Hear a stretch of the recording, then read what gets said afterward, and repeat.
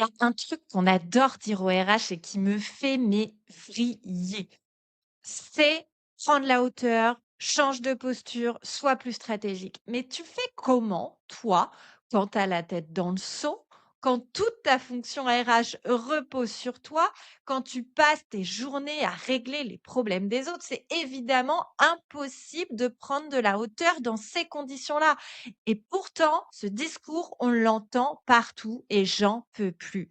On va se dire les choses, il a un énorme avantage. Il fait comme si le problème venait de toi, comme si toi, tu manquais de recul, de courage ou de méthode. Alors que ce que j'observe moi sur le terrain, ce sont surtout des RH qui sont hyper compétents, mais qui se retrouvent en fait coincés dans des rôles qui sont absolument impossibles à tenir. Dans cet épisode, j'ai donc prévu de te détailler 5 rôles que tu finis par endosser, non pas par choix, mais par absence d'un cadre structurant et d'un positionnement surtout hyper clair de la fonction RH dans ton organisation. Et surtout, reste jusqu'à la fin parce que tu te doutes bien que je vais pas te laisser là comme un rond de flanc. Je vais te proposer des solutions. Alors la première posture, c'est clairement le syndrome de la bonne élève. C'est simple, tu veux tout bien faire, tu veux tout maîtriser. Tu es biberonné au perfectionnisme et ton goal ultime, c'est que tout soit parfait. Alors tu te retrouves à tout sécuriser, tu relis tout, tu valides tout, tu vérifies tout et en fait, sans t'en rendre compte, absolument tout dans ta fonction RH passe par toi. Donc tu deviens le goulot d'étranglement de ta fonction RH. Le problème de la bonne élève, en soi, c'est pas que tu travailles trop, c'est que tu ralentis tout le monde. Ensuite, le deuxième symptôme, je sais que tu le connais. Je pense que on est quasiment tous passés par là, c'est le RH sauveur.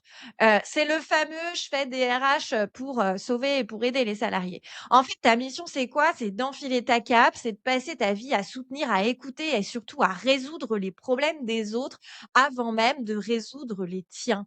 Le problème, c'est qu'à force de sauver tout le monde, de soutenir, d'écouter, de résoudre les problèmes des autres, tu deviens indispensable. Tu deviens encore une fois le point de passage obligé de tous les problèmes de tout le monde et du coup, personne ne progresse parce qu'ils sont complètement dépendants de toi, des solutions que tu vas leur apporter sur un plateau.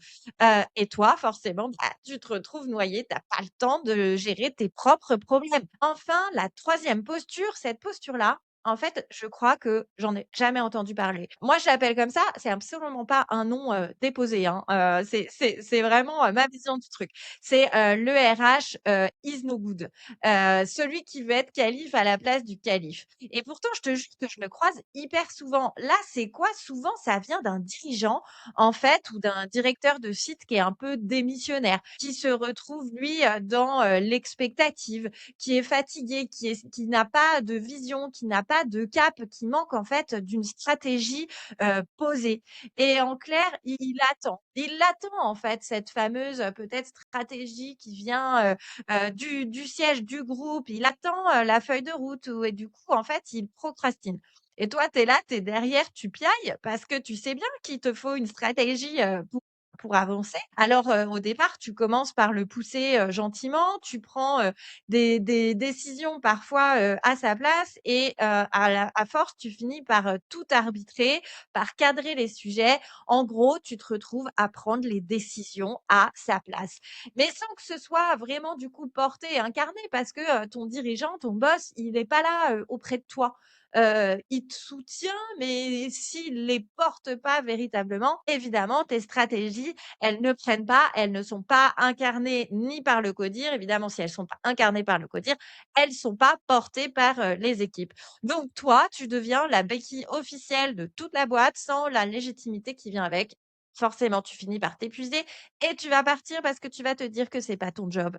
Heu Ensuite, la quatrième posture que je croise hyper souvent, c'est, le RH un peu, intello. Lui, son kiff ultime, c'est, la stratégie, c'est les projets grandiloquents, les feuilles de route à 3 ans, à 5 ans, c'est la transformation, même parfois dans une boîte de, 50 personnes. En fait, il va bosser sa vision, sa stratégie, les convictions, les valeurs de la boîte. Son délire, c'est, la transformation, c'est l'alignement. En vrai, il a raison. Sauf que souvent, le piège, c'est que c'est décorrélé des enjeux du terrain, sans adhésion du terrain évidemment, c'est pas porté, c'est ça n'a pas d'impact, en tout cas l'impact que tu attends. Et ce qui manque aussi à ce type de RH qui est vraiment, en tout cas dans uniquement la dimension stratégique, c'est le passage de la stratégie, au plan d'action, la déclinaison de la vision vers: «OK, comment on le fait? Quel est le plan d'action pour y parvenir?» Et en fait, à force d'intellectualiser plutôt que de faire, le message que peuvent retenir les équipes, c'est clairement: «Bon, OK, ils réfléchissent pendant que nous, on continue à galérer». Donc in fine, ce profil-là peut manquer d'impact, pas de vision, d'impact. Et enfin, la cinquième posture, c'est le RH terrain hyper opérationnel. C'est une posture qui est super bien vue. C'est une posture dont on a besoin aussi. Attention, je ne critique pas, en tout cas l'ensemble de ces postures, hein. Il est toujours là, il est toujours dispo, il connaît tout le monde, il connaît tous les problèmes de chacun, et le problème, c'est que personne ne lui fout vraiment jamais la paix. Souvent, il est fier de ça aussi parce que c'est un moyen de se sentir clairement utile, valorisé dans son job et on peut se dire, dans la fâcheuse tendance de ce profil, c'est de se dire: «Bah, sans moi, finalement, ça ne fonctionne pas, je suis indispensable» et quelque part, il a pas tort.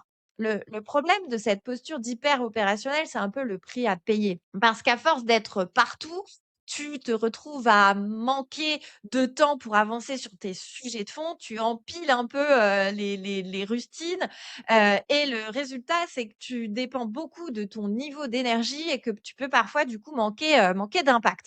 Alors ici, la question qui peut t'aider, c'est de te demander, bah, qu'est-ce qui continue de fonctionner sans toi si par exemple tu es absent pendant, 2 semaines? Voilà, je t'ai présenté donc ces 6 postures de manière très rapide, mais pour que tu aies un regard un peu, éclairé, des de ce que, des postures assez courantes qu'on peut endosser en tant que RH et ce, malgré soi. Alors si tu t'es reconnu dans une ou plusieurs de ces postures, j'aimerais juste que tu sois conscient que le nœud du problème, en fait, ça n'est pas toi. C'est surtout un moi, je le prends en tout cas comme un signal d'alarme que ta fonction RH, elle devient trop dépendante de toi et qu'elle manque de cadre. Alors, si on en est là, clairement, c'est parce que c'est beaucoup plus simple de pointer la responsabilité d'une seule personne, en l'occurrence de toi, de ta pseudo limite de compétences, plutôt que l'organisation dans son entièreté fasse preuve d'humilité et remette en cause les pratiques globales et les process globaux de son organisation. Franchement, si tu veux vraiment sortir de ces rôles, je suis désolée de te le dire, mais il y a pas 15 000 leviers, il y en a qu'un seul. C'est pas de travailler sur toi, c'est pas, in fine changer de posture, oui, mais OK, comment? C'est pas de prendre de la hauteur. En fait, le seul levier, c'est vraiment de venir structurer ta fonction RH et pas de manière abstraite, de manière hyper concrète.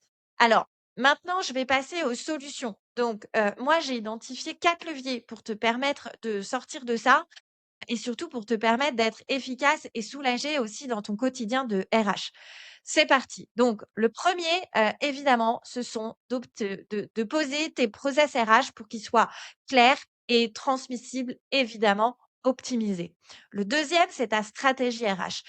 Et là, je te parle pas juste, d'une vision à 3 ou 5 ans en mode, PowerPoint, on veut aller là. Non, je parle d'une vraie stratégie RH avec une déclinaison, une vision, une stratégie RH, une déclinaison en plan d'action et du coup piloter en mode projet. Et ça, c'est le troisième point.